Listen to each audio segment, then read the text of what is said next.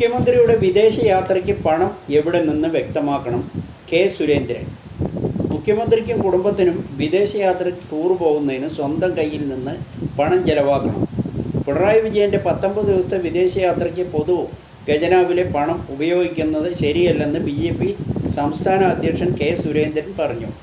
നാടിൻ്റെ ആവശ്യങ്ങൾക്ക് ഭരണാധികാരികൾ വിദേശത്തേക്ക് പോകുമ്പോഴാണ് ഖജനാവിലെ പണം ഉപയോഗിക്കേണ്ടത്. മുഖ്യമന്ത്രി കുടുംബസമേതം വിദേശങ്ങളിൽ ഉല്ലാസയാത്ര നടത്തുന്നതിന് ഖജനാവിലെ പണം എടുത്താണ് CPM സംസ്ഥാന സെക്രട്ടറിക്ക് ഇതെല്ലാം അറിയുമോ എന്ന് വ്യക്തമാക്കണം. മാത്യു കുഴൽനാടൻ്റെ മാസപ്പടി കേസിലെ ഹർജി ഒത്തുതീർപ്പ് രാഷ്ട്രീയത്തിൻ്റെ ഭാഗമായിട്ടാണ് പിണറായി വിജയനെ വെള്ളപൂശി രക്ഷിക്കാനുള്ള ഗൂഢാലോചനയുടെ ഭാഗമായാണ് കോടതിയിൽ പോയത്. ഇന്ത്യ മുന്നണിയുടെ ഉന്നത നേതാക്കൾക്ക് ഇതിൽ പങ്കുണ്ട്.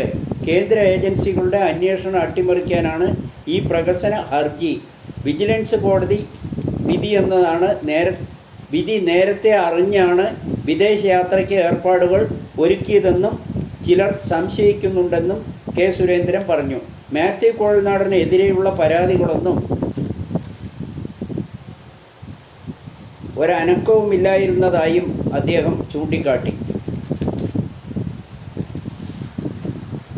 കേന്ദ്രമന്ത്രി വി മുരളീധരൻ മുഖ്യമന്ത്രിക്കെതിരെ രംഗത്ത് വന്നു. മുഖ്യമന്ത്രി തോന്നിയതുപോലെ ഇറങ്ങിപ്പോയി ആർഭാട വിദേശയാത്രയ്ക്ക് പോയത് ജനങ്ങളുടെ നികുതിപ്പണം കൊണ്ടെന്നും ആരോപണം. ഇതിനു മുൻപും ഇടതുപക്ഷ മുഖ്യമന്ത്രിമാർ വിദേശത്ത് പോകുമ്പോൾ അടുത്ത മന്ത്രിക്ക് ചാർജ് കൊടുക്കാറുണ്ട്. ഈ മുഖ്യമന്ത്രിക്ക് മറ്റു മന്ത്രിമാരെയൊന്നും വിശ്വാസമില്ലെന്നാണ് ജനങ്ങൾ വിശ്വസിക്കേണ്ടത്. മുഖ്യമന്ത്രിയെപ്പറ്റി ആരൊക്കെ പരാതിയിൽ ആരോപണങ്ങൾ ഉന്നയിച്ചാലും പിണറായി വിജയന് ഒരു പോറൽ പോലും ഏൽക്കില്ല. മുഖ്യമന്ത്രിക്കും കുടുംബത്തിനും വിദേശത്ത് പോകുന്നതിന് പ്രതിപക്ഷത്തിൻ്റെ അനുവാദം വാങ്ങേണ്ട ആവശ്യമില്ല. ഏതു സമയത്ത് എപ്പോൾ വേണമെങ്കിലും വിദേശത്ത് കുടുംബത്തോടെ പോകുന്നതിന് ഒരു തടസ്സവും ഇല്ലെന്ന് EP ജയരാജൻ പറഞ്ഞു. ഭരണവിരുദ്ധ വികാരമുണ്ടെന്ന് പറയുന്നതല്ലാതെ തിരഞ്ഞെടുപ്പിൽ അതൊന്നും ഒരു ചലനവും ഉണ്ടാക്കിയിട്ടില്ല. ജൂൺ 4-ന് ഇതൊക്കെ ജനങ്ങൾക്ക് മനസ്സിലാകുമെന്നും CPM നേതാക്കൾ പറഞ്ഞു. പാനൂർ ബോംബ് സ്ഫോടനം അന്വേഷണം പ്രഹസനമാകുന്നുവെന്ന ആരോപണം. പാനൂർ CPM പ്രവർത്തകർ മരണത്തിനിടയാക്കിയ ബോംബ് സ്ഫോടന കേസിൽ പോലീസിൻ്റെ റിമാൻഡ് റിപ്പോർട്ട് തകിടം മറിയുന്നു. ആദ്യ 3 റിമാൻഡ് റിപ്പോർട്ടുകളിൽ പൊതു തിരഞ്ഞെടുപ്പ് രാഷ്ട്രീയ എതിരാളികളെ ലക്ഷ്യമിട്ടാണ് ബോംബ് നിർമ്മിച്ചതെന്നും ആരോപിച്ച പോലീസ് ഇപ്പോൾ മലക്കം മറിയുന്നു. അതിനുശേഷമുള്ള റിമാൻഡ് റിപ്പോർട്ടിൽ ആദ്യത്തെ സൂചനകൾ ഒന്നും തന്നെ കാണുന്നില്ല. അട്ടിമറിയെന്ന് പ്രതിപക്ഷം.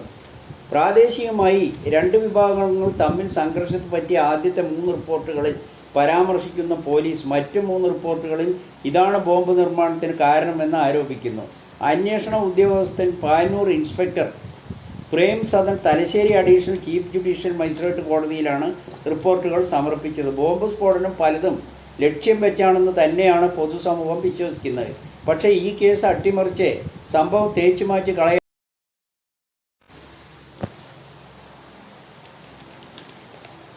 രാമക്ഷേത്രം കൊണ്ട് ഒരു പ്രയോജനവുമില്ല. വാസ്തു നോക്കാതെയാണ് ക്ഷേത്രം നിർമ്മിച്ചതെന്ന് SP നേതാവ് രാം ഗോപാൽ യാദവ്. രാമക്ഷേത്രത്തെക്കുറിച്ച് വിവാദ പ്രസ്താവനയുമായി സമാജ്വാദി പാർട്ടി നേതാവ് രാം ഗോപാൽ യാദവ്. അയോധ്യയിൽ പുതുതായി നിർമ്മിച്ച രാമക്ഷേത്രം കൊണ്ട് ഒരു ഉപയോഗവുമില്ലെന്നാണ് സമാജ്വാദി പാർട്ടി നേതാവ് രാം ഗോപാൽ യാദവ് പറയുന്നത്. നമ്മുടെ രാജ്യത്തെ ക്ഷേത്രങ്ങളൊന്നും നിർമ്മിച്ചിരിക്കുന്നത് ഇതുപോലെയല്ല. രാമക്ഷേത്രം വാസ്തു നോക്കാതെയാണ് നിർമ്മിച്ചിരിക്കുന്നത്.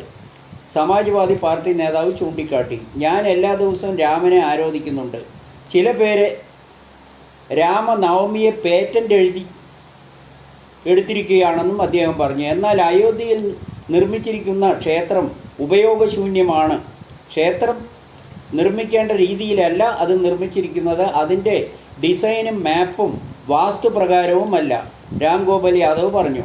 വോട്ട് ബാങ്ക് രാഷ്ട്രീയത്തിനായി ഇന്ത്യ സഖ്യത്തിൻ്റെ നേതാക്കൾ ജനങ്ങളുടെ വിശ്വാസം കൊണ്ട് കളിക്കുകയാണെന്നായിരുന്നു ഇവരുടെ വാദം. ഇതിന് UP മുഖ്യമന്ത്രി യോഗി ആദിത്യനാഥിൻ്റെ മറുപടി അയോധ്യയിലെ രാമക്ഷേത്രത്തിൽ അവർ എപ്പോഴും എതിർക്കുകയാണെന്നും യോഗി ആരോപിച്ചു. രാമക്ഷേത്രവും ഹിന്ദുത്വവും തുടങ്ങി വോട്ട് നേടാൻ മോദിയുടെ തന്ത്രങ്ങളൊന്നും ഫലിച്ചിട്ടില്ല എന്ന് ജനങ്ങൾ ഇപ്പോൾ തിരിച്ചറിഞ്ഞിരിക്കുകയാണെന്ന് രാം ഗോപാൽ യാദവ് പറഞ്ഞു.